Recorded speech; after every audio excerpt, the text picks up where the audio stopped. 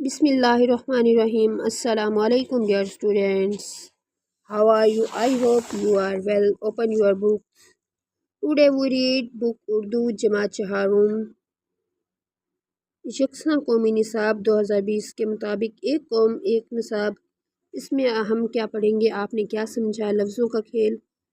आओ करें काम, कुछ नया लिखें, कवायद सीखें। इस बुक में हमने ये सब कुछ जो है कंप्लीट करना है। जो हम सबक पढ़ रहे हैं वो है सबक नंबर 5 नन्ना हाथी। इसकी हमने पहले से रीडिंग स्टार्ट की हुई है। आज हम पढ़ने लगे हैं।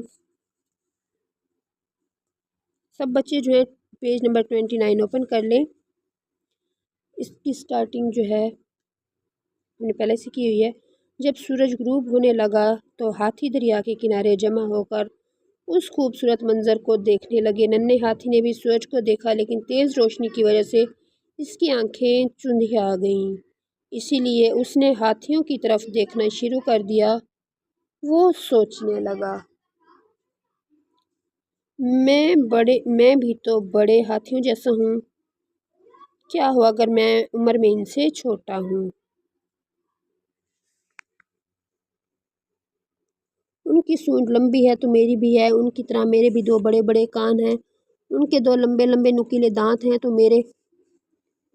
मगर मेरे दांत कहाँ हैं। उफ अल्लाह, मेरे दांत। वो एकदम परेशान हो गया। एकदम जो है हाथी का जो नन्हा सा बच्चा था वो परेशान हो गया।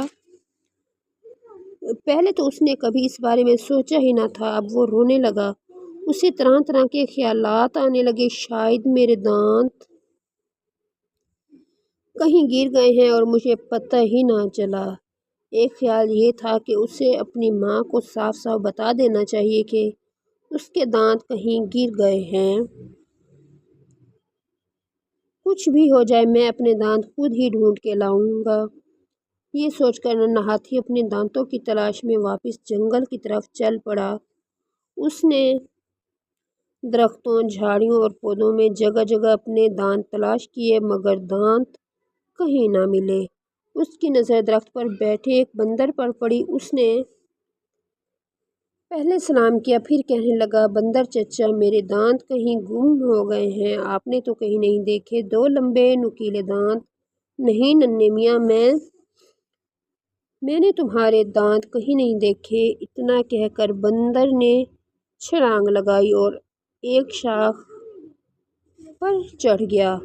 नन्हा हाथी आगे चल पड़ा। आगे जाकर उसे ज़राफ़ा मिला। उसने ज़राफ़े को सलाम किया और पूछा, ताया ज़राफ़ा, आपने मेरे दो लंबे नुकीले दांत तो नहीं देखे, मुझसे गुम हो गए। ज़राफ़े ने गर्दन को बुलंद करके वही जवाब दिया जो बंदर ने दिया था।